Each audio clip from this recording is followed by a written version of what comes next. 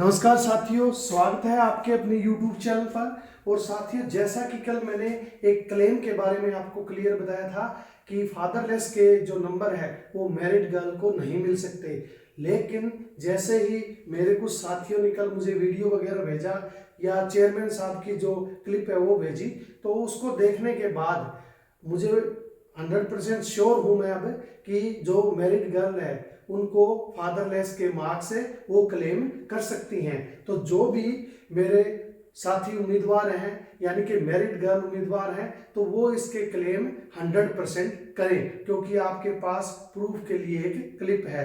और जिस साथी ने मुझे ये बताया था कि सर हमारे साथ ऐसा हुआ है, तो उनको मैंने ये क्लिप है वो फॉरवर्ड कर दी है और वो इससे HSC कार्यालय में मिले भी हैं। तो देखते हैं साथियों आगे क्या रहता है। लेकिन अगर आपका क्लेम बनता है तो मेरिट जो उम्मीदवार है वो इसका क्लेम बिल्कुल भी ना छोड़े, क्योंकि आपके पास प्रूफ के तौर पे क्या है, एक वीडियो क्लिप भी है, तो वो क्लेम आप अपना जारी रखें। तो साथियों, ये तो थी कल वाली बात जो मैंने आपको दोबारा क्लियर कर दी है। देखो, हम सभी उम्मीदवार ही है, मैं खुद इस भर्ती का एक एस्पिरेंट हूं, तो जैसी नॉलेज आप रखते हो वैसी ही हम रखते हैं। जैसा अपडेट आता है आपके पास फॉरवर्ड कर देते हैं। अगर उसमें किसी प्रकार की कोई त्रुटि या एरर होता है तो उसे हम जल्द ही दुरुस्त भी करते हैं। तो साथियों, आज मैं बताने जा रहा हूं सबसे पहले आपको एडमिट कार्ड के बारे में।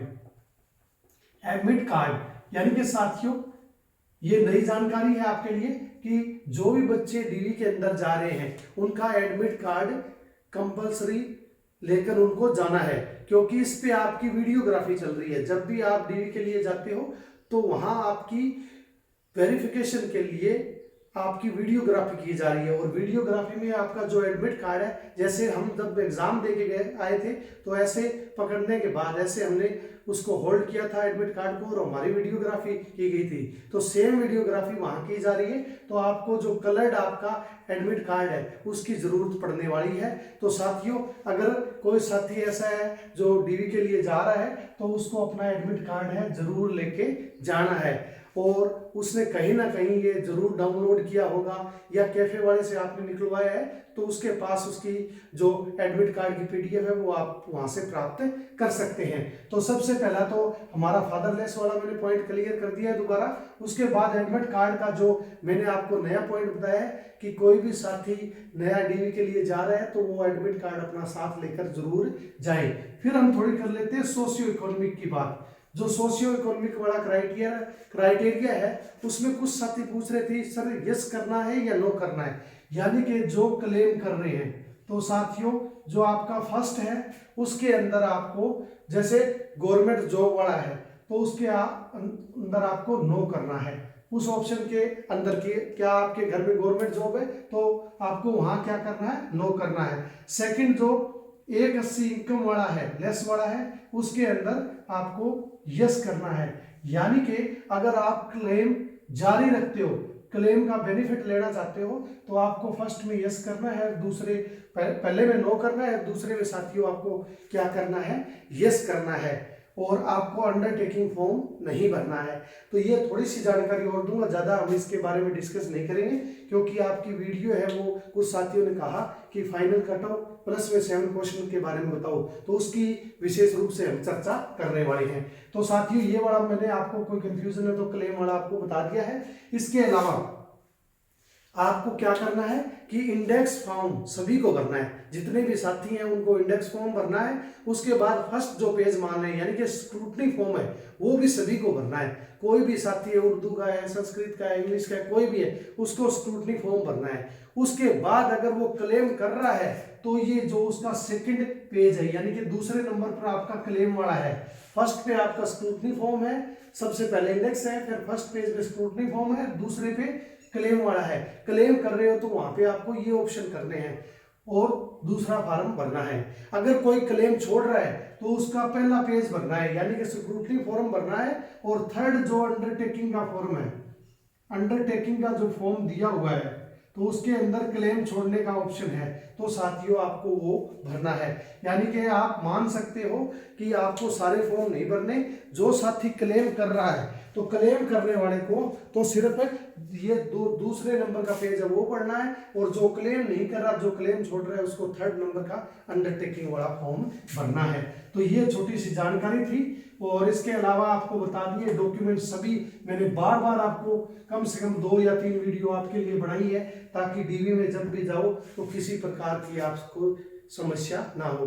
प्लस में जो भी ऑप्शन आपको साथियों समझ में नहीं आता है तो उसको ब्लैंक छोड़ दो। जो वहाँ की कमेटी है वो that committee is very cooperative in nature, वो बड़े सहयोगी उम्मीदवार है या सहयोगी, वो वहाँ का संगठन है, आपकी बहुत ज़्यादा मदद करेगा।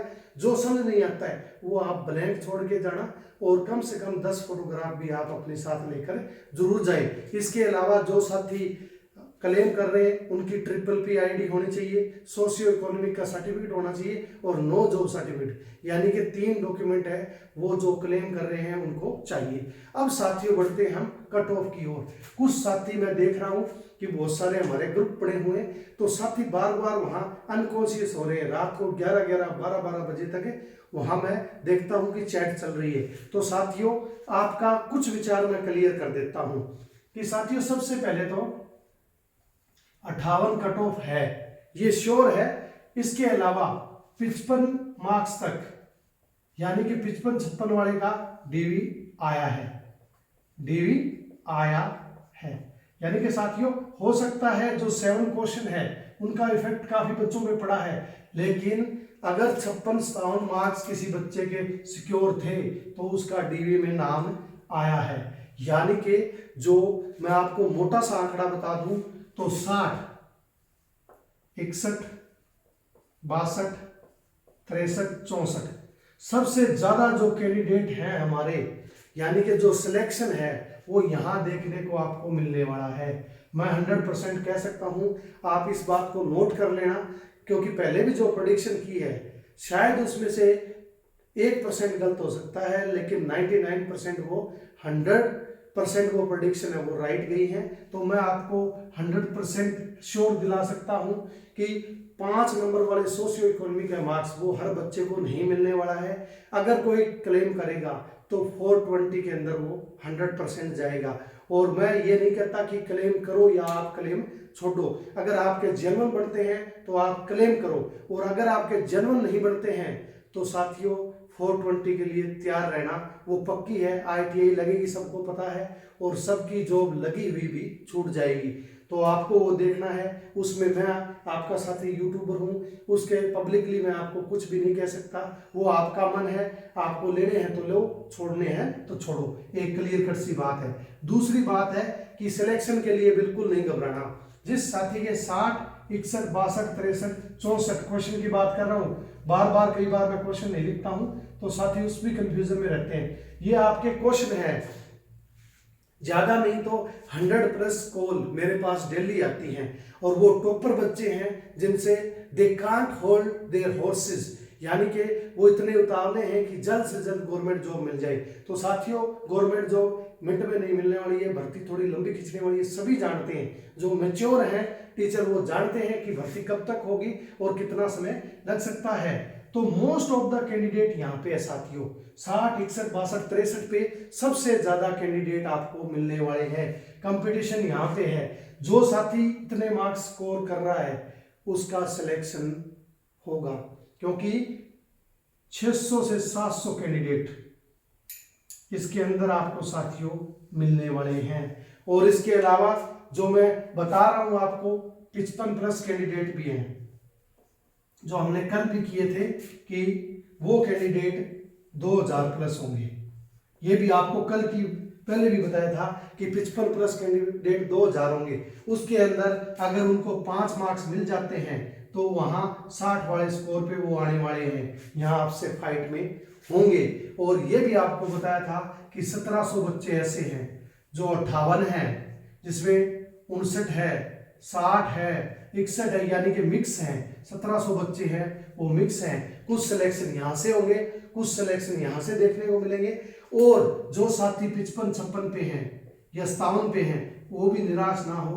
अगर उनके पास जेन्युइन 5 नंबर है तो उनका भी सिलेक्शन आपको देखने को मिलेगा। और आपको भ्रमित होने की, you need not to be go in dilemma. आपको किसी प्रकार का बिल्कुल भी कंफ्यूज होने की जरूरत नहीं है, आपको परिप्लेक्स्ड होने की जरूरत नहीं है। जिस साथी का स्कोर 59-60, आप पीछे वाली वीडियो भी देख सकते हो, 64 यहाँ है, इससे ऊपर यानी कि 65, 66, 67, तो ये तो करीम है साथियों। 68 ये करीम है। ये बच्चे सिर्फ 20% ही है। 20% यानी कि आप देख सकते हो कि 150-200 ऐसे बच्चे हो सकते हैं, 150 या 200 ऐसे बच्चे हो सकते हैं जिनके अंदर आपको 67, 65, 67, 66 ये नंबर देखने को मिलेंगे। लेकिन मोस्ट ऑफ द सिलेक्शन जो रहने वाला है साथियों इन्हीं पे रहेगा। आप मेरी बात देखो, सब कुछ मैं ज्ञाता नहीं हूँ, लेकिन इतना अच्छी भर्तियां मैंने देख रखी है, अच्छे मेरे साथी भी हैं जो बहुत सारे गवर्नमेंट जॉब में हैं, पढ़ाए हुए भी बहुत ज़्यादा साथी मेरे खुद के स्टूडेंट हैं वो गवर्नमेंट जॉब में हैं। तो साथियों अच्छी तरह बता सकता हूँ कि अगर इस गवर्नमेंट की ट्रांसपेरेंसी रही, यानी कि ये ट्रांसपेरेंट भर्ती हुई, तो आपको यहाँ ऊपर आपका सिलेक्शन देखने को मिलने वाला है। जो साथी इस सीरीज में है, आप मेरे 4-5 वीडियो उठा के देखना, मैंने हमेशा ही ये कट ऑफ बताई है। कट ऑफ मैंने वहां भी 55+ बताई थी, आज भी 55+ ही है। यहाँ आप देखोगे फाइनल कट ऑफ भी यही बनने वाली है, क्योंकि कुछ साथी कह रहे हैं कि सर इतना कैसे होगा। देखो 55 वाला 5 ले लेता है तो भी 60 पे पहुंचने वाला है, और 58 वाले के 3-4 हो जाते हैं तो भी यहाँ पहुंचने वाला है।